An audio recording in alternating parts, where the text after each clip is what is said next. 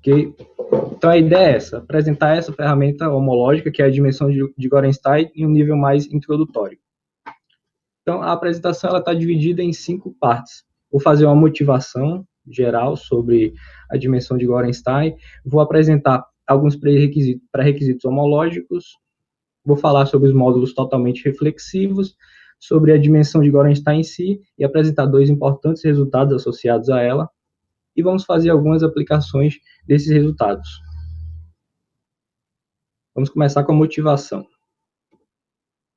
Primeiro, antes de tudo, né, vamos estabelecer aqui a base desse seminário. Eu vou expor 2 referências e 2 convenções, que a gente vai seguir em toda a apresentação. Primeiro, são duas referências.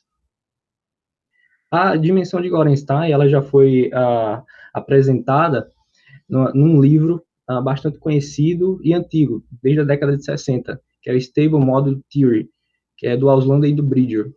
Mas aqui nós vamos adotar 2 referências mais atuais, que é o livro do Christensen, Gorenstein Dimensions, e o paper do Massick, Gorenstein Dimension and Torsion of Module of Commutative Noetherian Rings. São 2 referências muito boas, porque eles apresentam o assunto de forma básica e puxam ainda de maneira mais avançada. Então, são 2 referências muito boas para quem se interessar em conhecer o assunto. E aqui vamos fazer 2 convenções. Nós vamos levar em toda a palestra. Primeiro, que todo o anel que a gente vai trabalhar aqui vai ser comutativo, noetheriano com identidade. E a gente vai denotar ele por R. E a segunda é que todos os módulos são finitamente gerados. Tá? São 2 convenções, 2 hipóteses globais, que são muito comuns nos trabalhos de álgebra comutativa. Então, agora nós podemos começar a motivação propriamente dita. Eu gostaria de começar definindo a dimensão projetiva. Dado um R módulo M, certo? O menor inteiro não negativo para o qual existe uma sequência exata dessa forma, onde cada PI desse é um módulo projetivo, esse menor inteiro não negativo é chamada a dimensão projetiva do M. Tá? Uma sequência dessa forma aqui, ela é chamada uma resolução projetiva do módulo M. Ou seja, para você calcular uma dimensão projetiva, você vai pegar todas as resoluções projetivas de um módulo e a de menor comprimento vai te fornecer a dimensão projetiva desse módulo. Então, o que exatamente a dimensão projetiva mede? Você pode notar pela definição, segue basicamente a definição, que um módulo ele tem dimensão projetiva 0 se e somente se ele é um módulo projetivo. Então, a dimensão projetiva, ela mede o quão perto ou o quão longe um módulo está de ser projetivo. É o que esse invariante mede. E, intimamente ligado a essa definição de dimensão projetiva, tem uma classe de anéis, que é a classe de anéis regulares. Um anel local, de dimensão de Cru D, ele é um anel regular se o seu ideal maximal é gerado por D elementos. Tá? Essa classe, daqui a pouco eu vou deixar claro por que essas 2 definições elas estão ligadas intimamente. Para isso, algo importante que tem que ser dito é a finitude da dimensão projetiva. A finitude desse invariante, PD de M, que é a dimensão projetiva, ela é muito importante porque ela surge como hipótese em muitos resultados. E o mais famoso deles é esse aqui, ó. É a fórmula de Auslander-Buxbaum. A fórmula de Auslander-Buxbaum diz o seguinte: se você está num anel local e um R módulo de dimensão projetiva finita, então essa dimensão ela pode ser expressa como a diferença de 2 invariantes, né? Da profundidade do anel pela profundidade do módulo. Daqui a pouquinho a gente vai deixar claro o que é a definição em si de profundidade, quando a gente definir um módulo ext.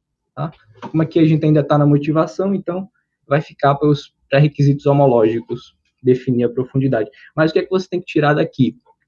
Se você sabe de antemão que a dimensão projetiva é finita, você consegue expressar ela de outra forma, de outra maneira.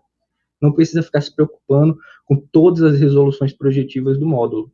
certo? Você só precisa calcular outro invariante, a diferença de dois invariantes, que é a profundidade do anel pela profundidade do módulo. Então, essa fórmula em si, ela já influencia vários outros resultados a terem como hipótese essa finitude aqui, a finitude do módulo. Aliás, a finitude da dimensão projetiva do módulo. Então, essa hipótese aqui ela é bastante comum. Então, seria muito bom se você tivesse uma classe de anéis para os quais todo módulo sobre ele tivesse dimensão projetiva finita. Porque aí você não ia precisar nem verificar essa hipótese. Você ia aplicar automaticamente os resultados que tivessem essa hipótese aí. Então, por isso que eu disse que os anéis regulares estão intimamente ligados a essa definição de dimensão projetiva. Por quê? Sobre um anel local regular, todo módulo tem dimensão projetiva finita. Todo módulo. Então, você pode usar, por exemplo, a fórmula de Auslander-Buxbaum automaticamente, sem nem verificar hipótese nenhuma, porque a finitude é garantida porque você está sobre um anel local. Mas aí vem um questionamento. A classe dos anéis regulares é muito boa. Ela contém, por exemplo, localizações de anéis de polinômios. Tá? Mas, se você comparar com outras classes de anéis, você vai notar uma coisa curiosa. Vamos lá. Todo anel regular é uma interseção completa. Toda interseção completa é um anel Gorenstein.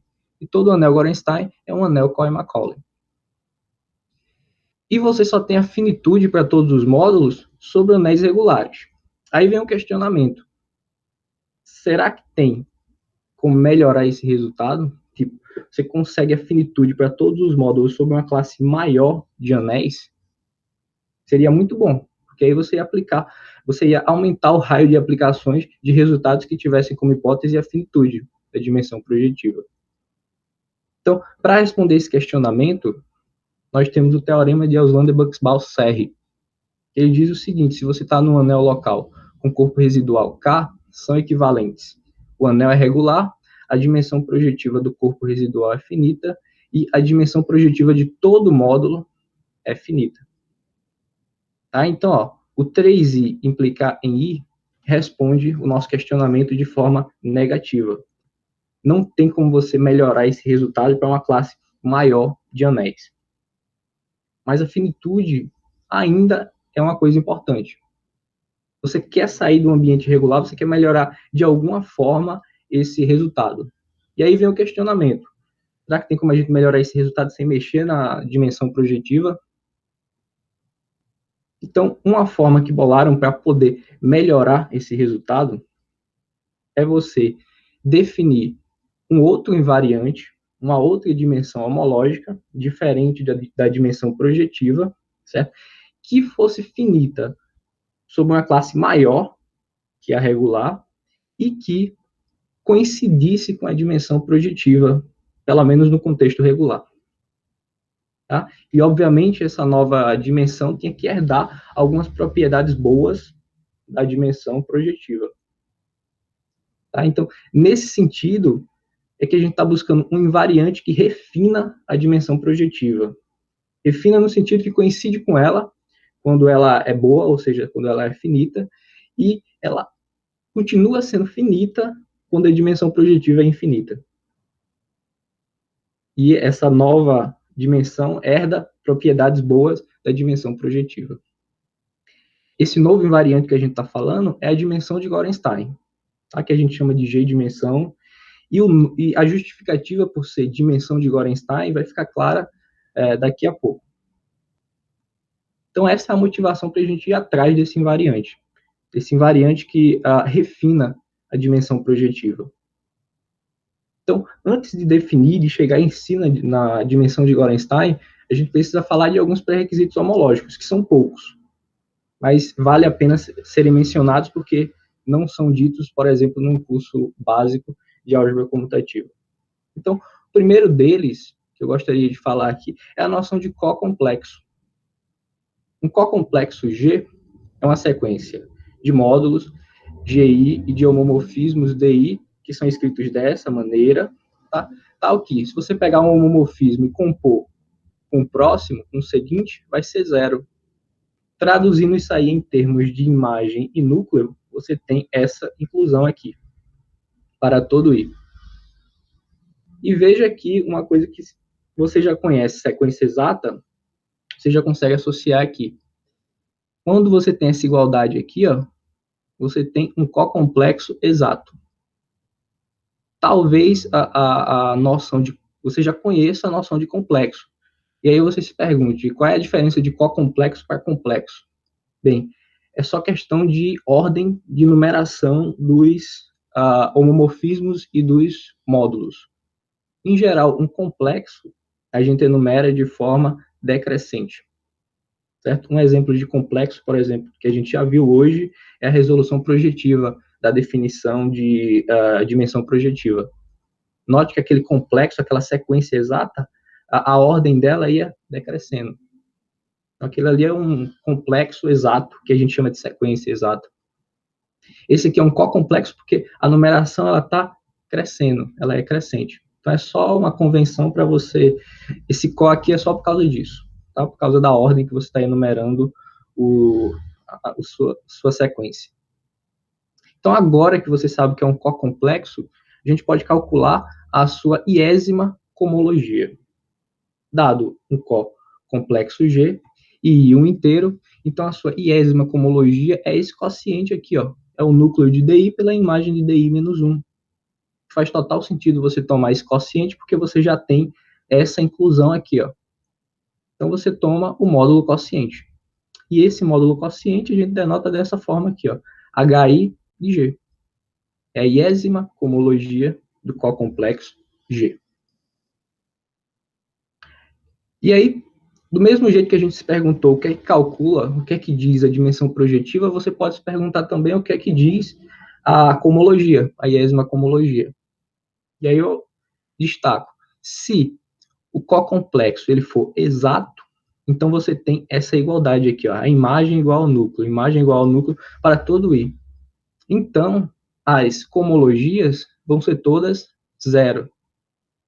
Então, basicamente, o que a iésima comologia, as comologias calculam é o quão exato é o seu cocomplexo.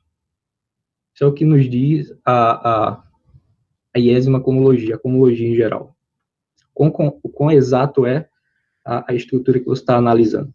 E agora que você sabe o que é uma iésima comologia, a gente pode definir o que é um módulo ext. Então, ó, dados dois módulos M e N, você toma uma resolução projetiva do M, aplica o funtor contravariante OM com respeito a N e obtém um CO complexo. Como agora você tem um CO complexo, você pode calcular a sua iésima comologia. E o iésimo x de M com respeito a N é exatamente a iésima comologia desse complexo F. Então vejam, o que você faz é, pega uma resolução projetiva, aplica o funtor OM com respeito a N e calcula a iésima homologia. Dessa forma, você obtém o módulo ext de M com respeito a N. Tá? Que vale salientar que a resolução projetiva que você toma é do primeiro módulo, do M. E aqui também vale destacar que existem várias maneiras de você definir módulo ext. Tá? Você pode definir através de resolução injetiva, existem várias outras formas de você poder definir, existem capítulos inteiros de livros de álgebra homológica dedicados ao ext, né, para mostrar que ele está bem definido, a trabalhar as suas propriedades. Então, é uma teoria muito rica. Aqui a gente está só definindo, certo? Da maneira que, pelo menos eu acho mais simples de definir o módulo ext. E agora que você já sabe o que é um módulo ext, a gente pode definir a profundidade, que a gente já viu na fórmula de Auslander-Buxbaum. Dado um anel local, com corpo residual K, e um R módulo M, a profundidade do M é esse mínimo aqui, ó, o mínimo desse conjunto. São os índices não negativos para os quais o XTI de KM é nulo. Lembrando, onde esse K aqui é o corpo residual do anel, ou seja, o anel sobre o ideal maximal. Tá, e essa profundidade a gente denota como sendo det de M. Mais uma vez, existem várias outras formas de você definir o depth, a profundidade. Tá? Aqui a gente está usando uma coisa que a gente já definiu antes, como a gente definiu o ext, então eu estou aproveitando ele para a gente definir também a profundidade.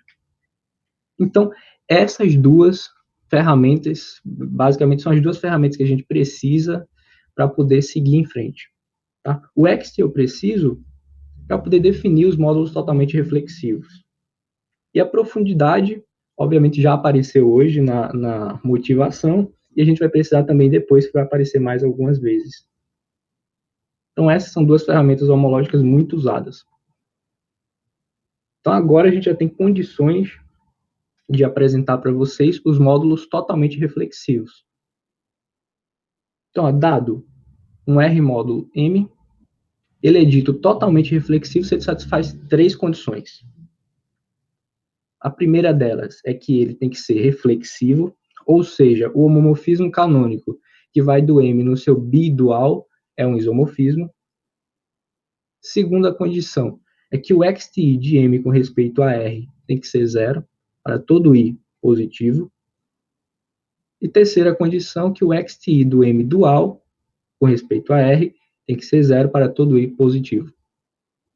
Então, vejam, a própria definição já justifica o nome dela, certo? Que é um módulo totalmente reflexivo. É um módulo reflexivo que satisfaz mais duas condições de anulamento do ext. E aí surge o primeiro questionamento: por que definir esses módulos? E aí eu lembro a vocês o nosso objetivo, que foi estabelecido na motivação. Nosso objetivo é refinar a dimensão projetiva, certo?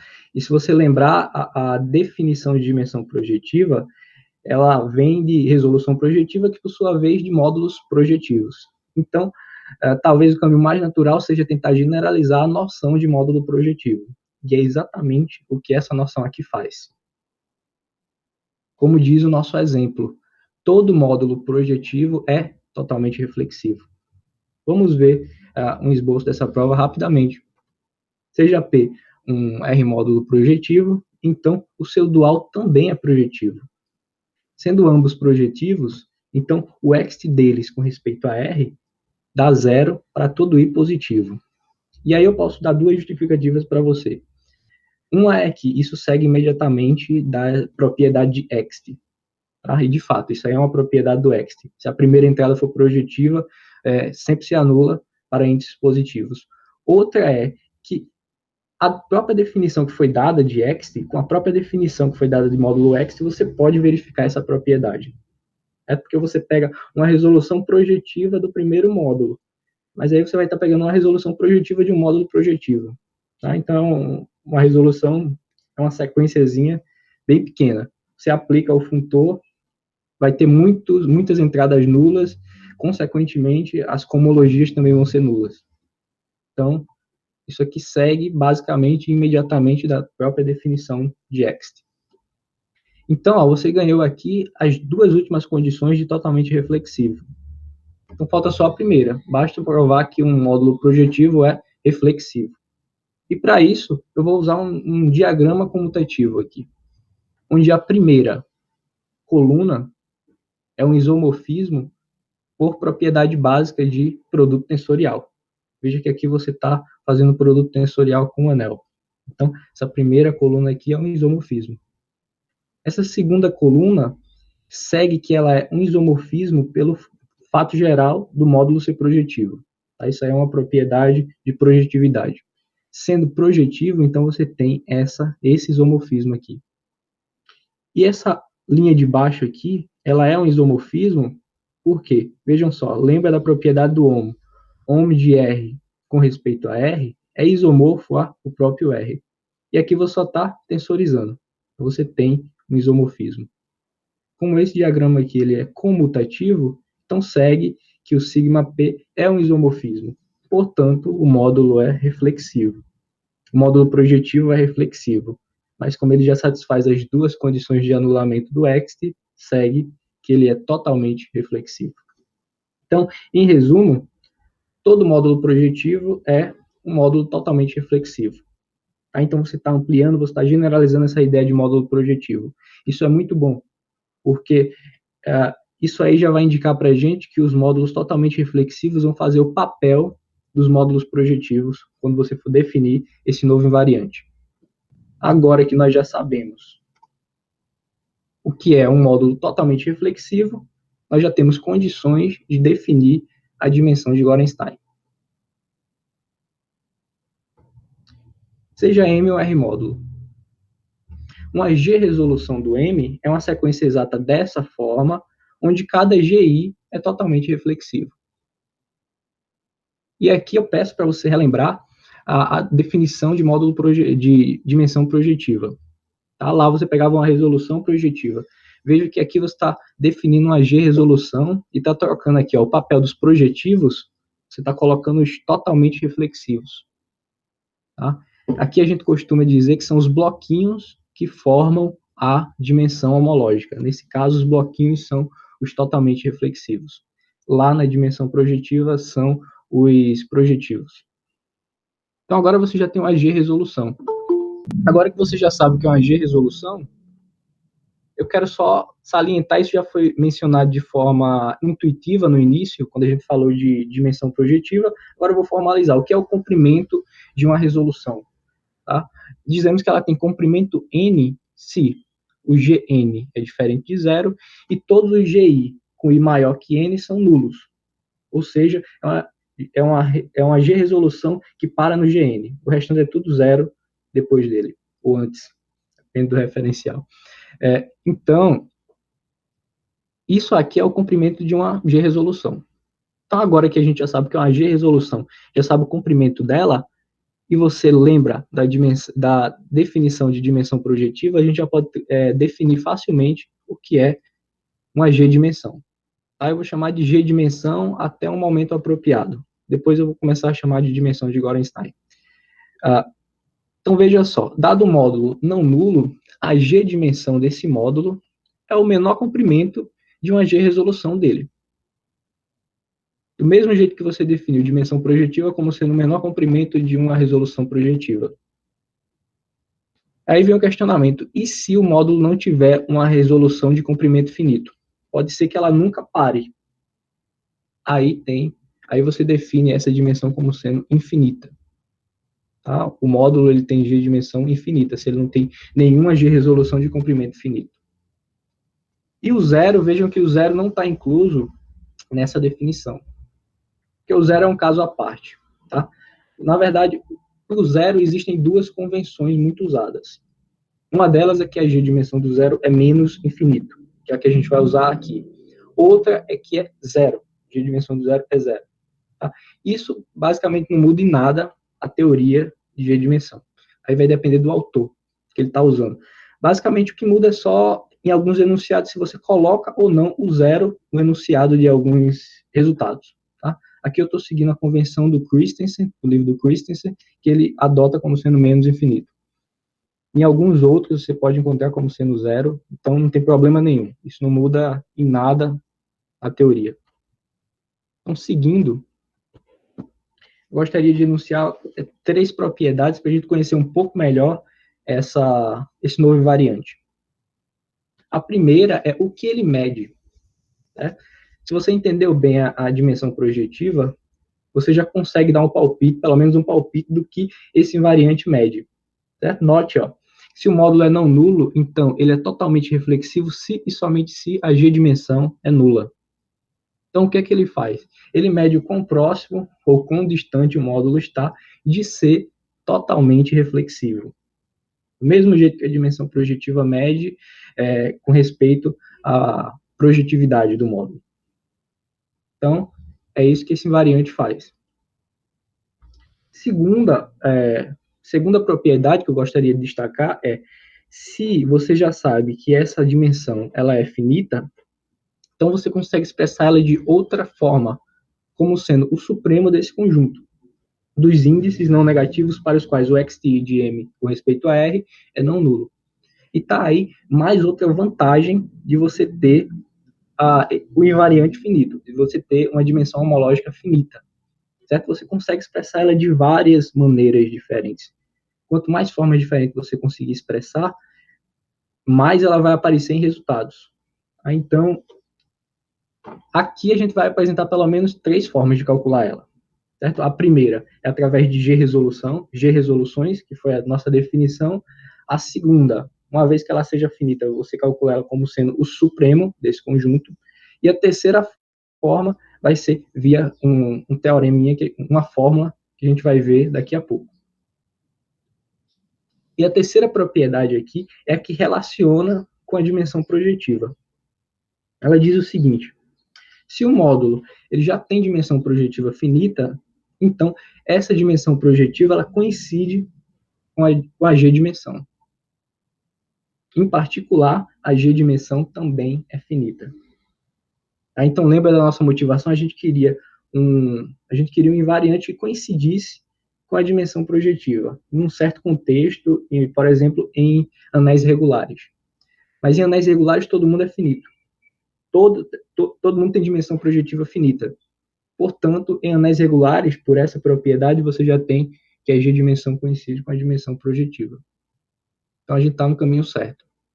Mas você não quer só um invariante que coincida com a dimensão projetiva. Você quer um invariante que tenha propriedades semelhantes à dimensão projetiva. E uma das propriedades mais relevantes da dimensão projetiva é a fórmula de Auslander-Buxbaum, que a gente viu na motivação. Então, a gente tem uma versão de Auslander-Buxbaum para G-dimensão. E essa é a que a gente chama de forma de Auslander-Bridger. A forma de Auslander-Bridger diz essencialmente a mesma coisa. Você está num anel local e você está com um módulo de G-dimensão finita, então essa G-dimensão pode ser expressa como uma diferença de duas profundidades, certo? Da profundidade do anel pela profundidade do módulo. Então, vejam, juntando essa formulazinha com a propriedade G3, a última que a gente viu, nós concluímos que a forma de Auslander-Bridger generaliza a forma de Auslander-Buxbaum. Por quê? Lá você pede dimensão projetiva finita. Pela propriedade G3, dimensão projetiva finita implica G dimensão finita e que as duas coincidem. Mas se a G dimensão é finita, por Auslander-Bridger, você consegue expressar a G dimensão dessa forma. Mas a G dimensão é igual à dimensão projetiva nesse contexto. Então, você acabou de obter a fórmula de Auslander-Buxbaum. Tá? Então, vejam o que a gente tem até agora. Nós temos um novo invariante que coincide com a dimensão projetiva, pelo menos no contexto regular, de anéis regulares, e ela tem uma propriedade tão boa quanto a dimensão projetiva, que é essa fórmula aqui, que a gente chama de fórmula de Auslander-Bridger. Mas nós queremos, a principal vantagem que nós estávamos desejando era que ela fosse finita sobre uma classe maior de anéis. Tá? E essa vantagem a gente vai ver agora. Para isso, eu preciso definir para você o que é um anel Gorenstein.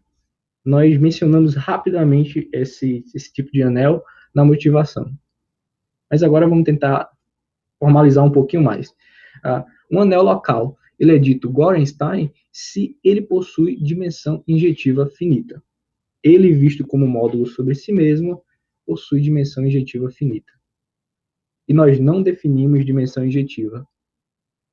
E se vocês me permitem, nós não vamos definir dimensão injetiva. Por quê?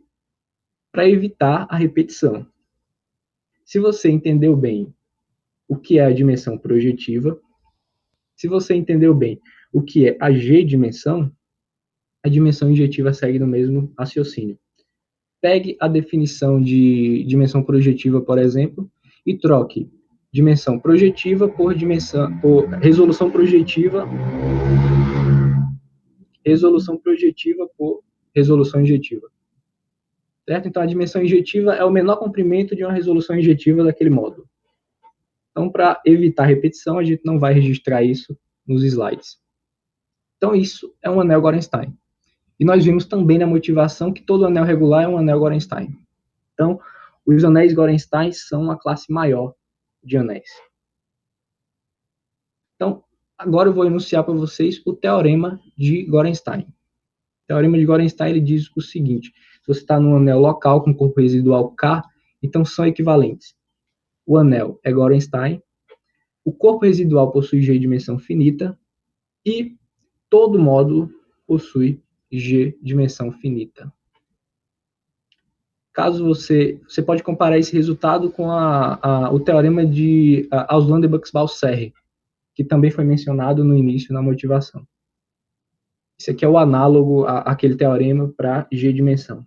E veja que, em particular, você conclui que sobre anéis Gorenstein, sobre anéis locais Gorenstein, todo mundo tem G dimensão finita. Então, como uma conclusão desse resultado, como uma consequência imediata desse resultado, nós conseguimos um invariante que a gente chamou até então de G dimensão, mas que agora, a partir desse teorema, você sabe por que o nome completo é dimensão de Gorenstein, certo? Porque ele caracteriza os anéis Gorenstein. E esse invariante, ele é finito numa classe maior de anéis. Ele é finito. E aí está a real vantagem. Aí está a real vantagem da G-dimensão. Certo? Enquanto você tem a finitude da dimensão projetiva sobre anéis regulares, agora você tem a finitude da G-dimensão sobre anéis Gorenstein. Então, reescrevendo aqueles resultados de dimensão projetiva para G-dimensão, você consegue aumentar consideravelmente o raio de aplicações dos seus resultados. Então, vamos dizer, isso aqui fecha a discussão que nós começamos na motivação. Nós, de fato, conseguimos um invariante que refina a dimensão projetiva. E agora nós temos duas grandes ferramentas para usar com ela, que é a fórmula de Alexander-Bridger e o teorema de Gorenstein. E são essas duas ferramentas que nós vamos usar nas aplicações. Nessas aplicações, eu gostaria de... Qual é o objetivo? É caracterizar duas classes de anéis, que são os anéis Gorenstein e os anéis Cohen-Macaulay, via a propriedade de reflexividade total. Então, como uma consequência imediata desses resultados, nós vamos entender como se comportam esses módulos, os módulos totalmente reflexivos, nessas classes de anéis. Então, eu falei de anel Cohen-Macaulay, então vamos definir, né? Um anel Cohen-Macaulay e um módulo Cohen-Macaulay e Cohen-Macaulay maximal. Então, seja R um anel local, M um R módulo não nulo. Então, dizemos que M é um módulo Cohen-Macaulay se a sua profundidade for igual à sua dimensão de cru. Tá? Esse dim de M é a dimensão de cru do módulo. E dizemos que ele é Cohen-Macaulay maximal se a sua profundidade é igual à dimensão do anel. Então, isso aí são módulos Cohen-Macaulay. E quando um anel é Cohen-Macaulay? Quando a sua profundidade for igual à sua dimensão. Ou seja, quando o próprio anel, visto como módulo sobre si mesmo, for o módulo Cohen-Macaulay. Ou Cohen-Macaulay maximal. Nesse contexto aqui, tanto faz, no caso do anel. Então, isso aí é um anel Cohen-Macaulay, isso aí são módulos Cohen-Macaulay e Cohen-Macaulay maximais. Então, nossa primeira aplicação é a caracterização desses anéis. Um anel local, ele é Cohen-Macaulay se e somente se todo módulo totalmente reflexivo não nulo é Cohen-Macaulay maximal. Ou seja, em particular, desse somente se, sobre anéis Cohen-Macaulay, você tem que os totalmente reflexivos não nulo são a subclasse dos Cohen-Macaulay maximais. Então, se você estiver procurando módulos totalmente reflexivos, você já sabe em que classe procurar. Eles estão por aqui, eles estão dentro dos Cohen-Macaulay maximais, que é uma classe mais antiga de módulos e mais conhecida e mais trabalhada. Então, você tem uma vantagem aí. E a prova desse resultado é uma aplicação simples do que a gente desenvolveu até então. Então, assuma que o anel é Cohen-Macaulay, ou seja, sua profundidade coincide com a sua dimensão. Então, pegue um módulo totalmente reflexivo não nulo. Se ele é totalmente reflexivo não nulo, ele tem G dimensão zero. Em particular, ela é finita. Logo, você pode aplicar a fórmula de Auslander-Bridger. Aqui a fórmula de Auslander-Bridger, mas essa primeira parte aqui é zero. Então, a conclusão é que a profundidade do módulo é igual à profundidade do anel, mas como o anel é Cohen-Macaulay, essa profundidade é igual à dimensão. Portanto, o módulo totalmente reflexivo não nulo que você pegou inicialmente, ele é Cohen-Macaulay maximal. E a volta desse resultado é ainda mais simples. Basta você notar uma sutileza. Você quer mostrar agora, nós estamos assumindo, né, que todo totalmente reflexivo não nulo é Cohen-Macaulay maximal. E você quer mostrar que o anel é Cohen-Macaulay. Mas veja só, o anel, ele é totalmente reflexivo. Por que isso aí? O anel, ele é livre. Todo módulo livre é projetivo. E pelo exemplo que nós vimos inicialmente, todo projetivo é totalmente reflexivo. E por hipótese, todo totalmente reflexivo é Cohen-Macaulay maximal. Então, o anel, visto como módulo sobre si mesmo, é Cohen-Macaulay maximal. Portanto, ele é um anel Cohen-Macaulay. Isso encerra a primeira aplicação. A segunda é a caracterização de anéis Gorenstein, via reflexividade total também. Ele diz o seguinte: se você está num anel local, então o anel ele é Gorenstein, se e somente se os totalmente reflexivos não nulos são precisamente os Cohen-Macaulay maximais. Ou seja, enquanto em anéis Cohen-Macaulay você tinha um era subclasse do outro, em anéis Gorenstein eles formam a mesma classe. Ou seja, se você estiver procurando um totalmente reflexivo sobre um anel Gorenstein, na verdade o que você está procurando é um Cohen-Macaulay maximal e vice-versa. Tá? Então, essa nova classe que a gente acabou de definir, ela não é novidade no contexto de anéis Gorenstein. E vamos ver a demonstração desse resultado, que também é uma aplicação quase que imediata dos resultados que a gente viu até então. Então, assuma que o anel é Gorenstein. Você quer mostrar que aquelas duas classes coincidem, mas o anel Gorenstein também é Cohen-Macaulay. E aí você tem o nosso primeiro teorema da aplicação. Então, você já tem aí uma inclusão de classes. Todo totalmente reflexivo não nulo é Cohen-Macaulay maximal. Então, o que você tem que mostrar aqui para concluir é que todo Cohen-Macaulay maximal é totalmente reflexivo.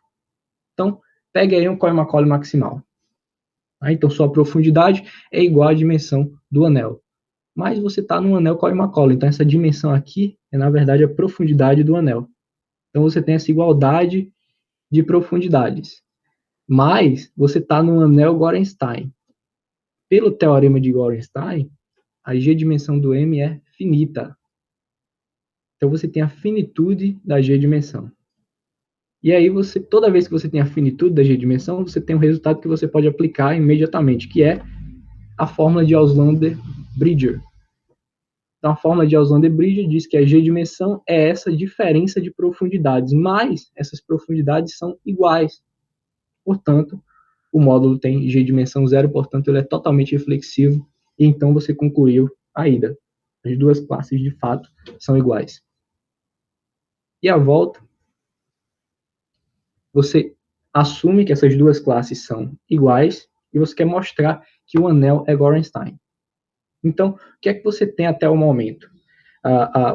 Você quer chegar à conclusão que um anel é Gorenstein, mas você tem, as ferramentas que você tem são módulos totalmente reflexivos, e o resultado forte que você tem associado a isso é o teorema de Gorenstein. Então, se você conseguir mostrar, por exemplo, que o corpo residual do anel tem G dimensão finita, pelo teorema de Gorenstein, ele vai ser um anel Gorenstein. Então, a primeira coisa que a gente vai observar aqui é que esse anel ele é Cohen-Macaulay. Por quê? Pelo mesmo raciocínio que a gente usou na prova do teorema anterior ou pelo próprio teorema anterior. Como você tem uma igualdade de classes, em particular você tem uma inclusão de classes. Pelo teorema anterior, se você tem essa inclusão, o anel é Cohen-Macaulay. Então, essa informação do anel ser Cohen-Macaulay a gente vai usar para concluir que ele é Gorenstein. Então, agora você toma chame de D a dimensão de cru do anel, e K, o corpo residual do anel. E esse corpo residual aqui, o K, você toma uma resolução projetiva dele, certo? P0, PD-1, PD, uma resolução projetiva. Você não sabe se é finita ou não. Você está tomando uma resolução projetiva. E você chama de X o núcleo do homomorfismo que vai de PD-1 em PD-2. X, esse núcleo. Como você está em um anel Cory-Macaulay de dimensão de cru D, então é um fato geral que esse X aí, ou ele é zero, é um módulo nulo, ou ele é Cory-Macaulay maximal. Isso é um fato geral de anéis Cory-Macaulay. Então, veja só, vamos dividir aí em dois casos. Se o X for nulo, então você vai ter zero aqui, você vai ter uma resolução projetiva do K, uma resolução projetiva de comprimento finito. Em particular, a dimensão projetiva do K é finita. Em particular, a G-dimensão é finita, logo, guarde essa informação, G-dimensão do K, finita. Mas e se o X for Cory-Macaulay maximal? Se o X for Cory-Macaulay maximal, então você volta para a sua hipótese. Se ele é Cory-Macaulay maximal, ele é totalmente reflexivo. Então, essa sequência aqui, ela forma uma G-resolução do K, de comprimento finito. Ou seja, o K tem G-dimensão finita. Em ambos os casos, o K tem G-dimensão finita. Pelo teorema de Gorenstein, o anel é Gorenstein. Isso encerra a aplicação. Como eu falei para vocês, o seminário de hoje foi de nível introdutório. Eu queria apresentar para vocês uma ferramenta que eu já venho usando há bastante tempo, mas que ela não é muito conhecida em cursos básicos. Em um curso de álgebra comutativa comum, você nunca vai ver esse invariante. No máximo, que você pode ver se o curso andar bastante, é a dimensão projetiva. Mas a dimensão de Gorenstein não tem condições de ser dada. Então, vamos dizer assim, esse seminário de hoje, a intenção foi essa, passar para vocês a noção mais introdutória desse invariante, que eu uso muito, e nesse final aqui eu gostaria de mencionar alguns temas que estão intimamente relacionados com a G-dimensão, tá? Em nível de pesquisa mesmo. Um deles, 4 deles que eu enunciei aqui, o primeiro deles é a álgebra homológica relativa, que é a noção relativa de dimensão de Gorenstein, relativa a um módulo semidualizante. Tá? Essa noção, por exemplo, foi trabalhada na minha tese, que é a GC-dimensão, GC-dimension. Ela foi introduzida, essa noção foi introduzida pelo Golodov e pelo Foxby, muito bem trabalhada pelo Christensen e pelo Debye-Sadegh, dentre outros pesquisadores. Tá? Então, esse é um tema ainda muito relevante, tem trabalhos muito atuais envolvendo a GC-dimensão, que é a versão relativa da dimensão projetiva. Outro tema também, que está intimamente ligado com a G-dimensão, são os anéis G-regulares. São anéis para os quais a G-dimensão e a dimensão projetiva sempre coincidem. Tá? Isso aí, por exemplo, generaliza a noção de anel regular. E lá a gente sabe que sempre coincide. Então, esses anéis regulares são generalizações de anéis regulares. Tá? Essa noção foi introduzida pelo Takahashi. E outro tema riquíssimo, que envolve G-dimensão, é a teoria de ligação de módulos. Também foi outro tema que eu já trabalhei bastante. É um tema bastante rico e que a G-dimensão, a dimensão de Gorenstein está lá o tempo todo. Então, essa teoria aqui, ela foi introduzida pelo Martin-Kowalski e pelo Strucker, bastante trabalhada pelo Debye-Sadegh e muitos outros autores. Aqui eu estou só destacando os que eu tenho mais familiaridade. E, por fim, outra teoria que também está ligada à G-dimensão é a teoria de Syzygies de módulos. O Masek, naquele paper que eu citei no início da palestra de hoje, tem um teorema que ele dá 5 caracterizações de Syzygias se o módulo tiver G-dimensão finita. Esse é um teorema bastante relevante. Se o módulo tem G de dimensão finita, então você tem mais 5 caracterizações para um módulo de Syzygius. E esse resultado foi generalizado para a noção relativa pelo Salimi, Tavassoli e Yassine. Então, recentemente. Então, esses daqui são só 4 temas, digamos que eu tenho mais familiaridade, mas existem vários outros que intersectam, que estão também relacionados à dimensão de Gorenstein. Por fim, está aqui uma breve, curta lista de referências que incluem as 2 primeiras que eu citei para vocês, que é a do Christensen e a do Marsick. Essa primeira referência aqui foi que eu também já citei para vocês, mas não estava registrado no slide. Essa primeira referência aqui foi o livro onde o Auslander e o Bridger de fato consolidaram a dimensão de Gorenstein. Lá eles trabalharam ela de forma profunda, com muitos resultados, e é um livro um pouco duro, a linguagem é bastante abstrata, linguagem de categoria mesmo, mas lá tem muitos resultados interessantes. Tá? Como eu disse para você, se você quiser uma referência introdutória e mais atual, eu sugiro o Christensen ou o Marsick. Mas se você quiser ir direto na fonte, essa é a primeira referência. Outra leitura interessante, que começa do básico e puxa até o mais avançado, é esse survey aqui do Christensen Foxby Home. Tá? É um material muito interessante, que ele começa do básico, mas também ele puxa até onde der. Então, se você ficou curioso, quiser ver coisas mais avançadas, esse material aqui é uma boa ideia. Então, com isso, pessoal, eu encerro a minha palestra de hoje.